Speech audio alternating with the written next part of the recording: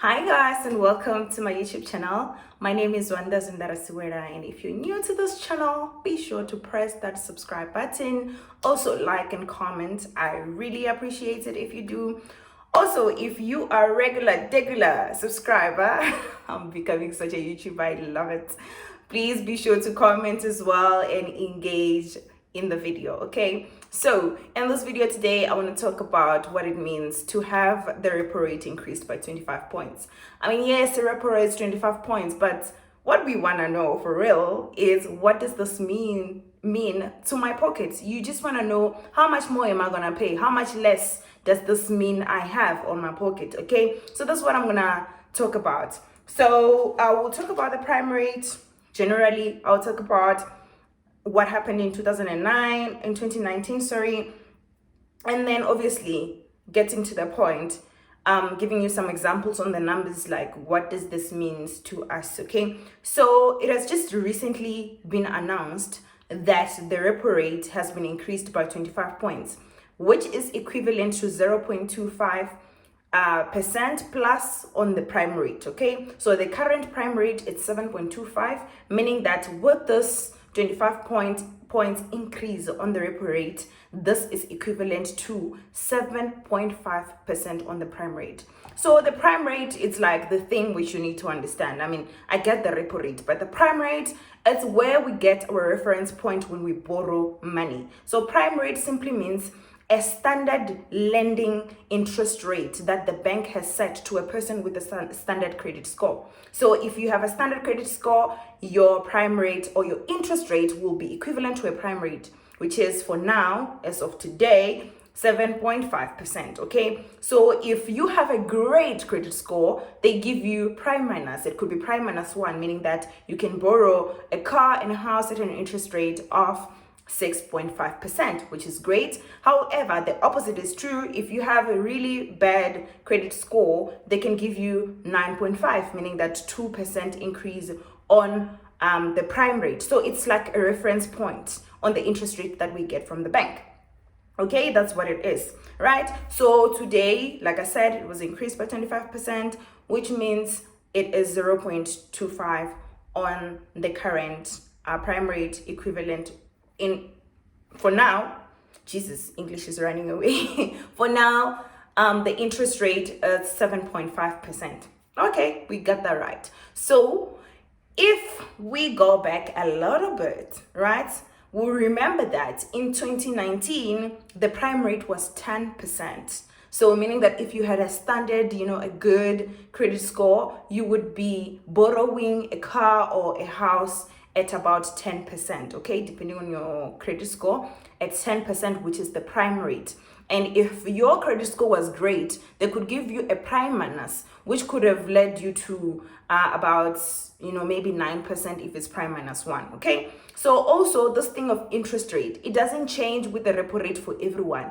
It only changes to people who have bought their cars or houses on a variable interest. So the difference between variable interest and fixed interest is that when you're borrowing on a variable interest rate, you're saying, whatever the prime rate is, my interest rate will depend on that prime rate. So that's why when the prime rate changes, our interest rate changes, because we have chosen the variable interest rate, right? So if it increases, that means our interest rate increases. But if you choose fixed, they give you a certain percentage, which is your interest rate, and it doesn't change that throughout your period of borrowing of sikoloto, okay? So however, when they give you the interest rate, if you choose the fixed interest rate, normally they give you a higher amount from the get-go. But if you choose a variable interest rate, they lower it, knowing that your fate depends on the repo rate. And hence we are shaking because, well, we chose variable interest rate. Okay, so let's talk about what's coming, right? So the repo rate increased, the prime rate increased.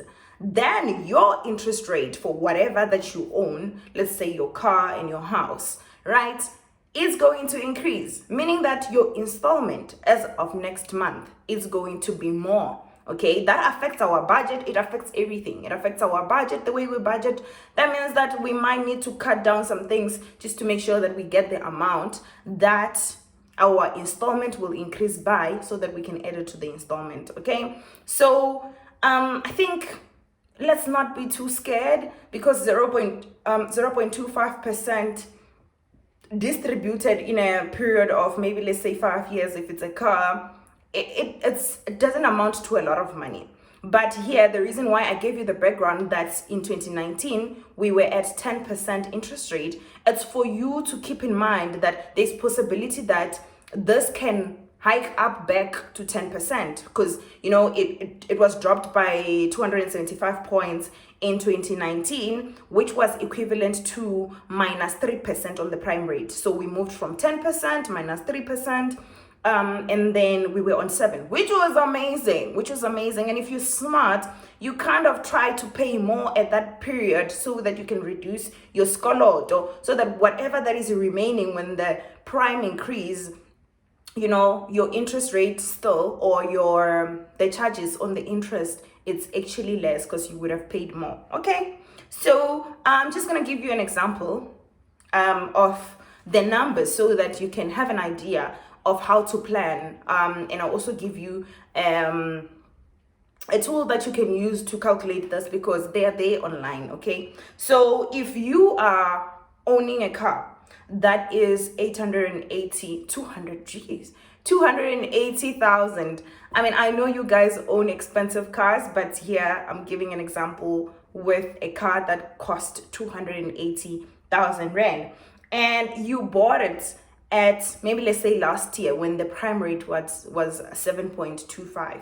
Okay, and also, guys, be mindful that last year the prime rate was 7. Actually, it was only increased to 7.25 in November last year, which is 2021, and then now 3 months later it is increased again. That's what I'm saying, guys, we need to be mindful that we are coming from 10%, so there's possibility that it may go back to 10%, and I'm going to give you those scenarios for you to see how it affects the numbers. Okay, so if you borrowed a car at 7.25%, which was costing 280,000, your installment currently on a 5 years basis, which is a standard for a car, but you can increase, you can make it 6 years, you can make it 7 years, it's up to you, but I'm using 5 years example. 280,000 car, the installment on 5 year basis at 7.25% would be 5,577 rand, right? And with the 0.25% that has been increased, now it means you will pay 33 rand more, right? I'm sure you can cut out some airtime and get this 33 rand. You may not feel the pinch that much, right? Because at 7.5, then it moves to 5,610 rand, right? Like I said, the difference is 33 rand. But what does it mean if it hikes back to 10%?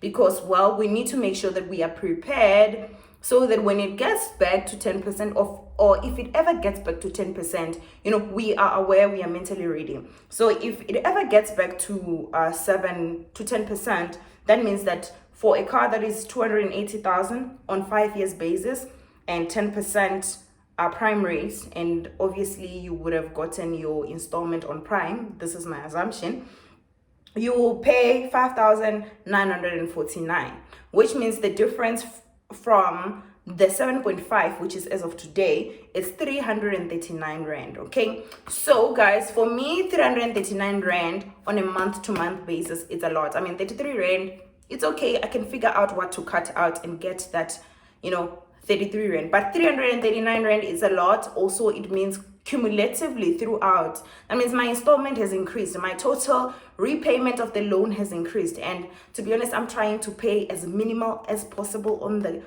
loans, especially those big loans. I'm trying to pay as minimal as possible. So if it increases by 339 for 5 years, guys, how much is that? It's a lot. And also, where do I get that money? That's my question. Okay, that's it from my side. If you like this video, please let me know on the comment section. Also, guys, just let me know if you're ready, if it ever gets back to 10%. Are you ready? Are you? Will you be able to pay for your car, for your house, for everything that you own? Are you? Thank you guys. Thank you so much. Don't forget to subscribe. Okay, subscribe. Goodbye.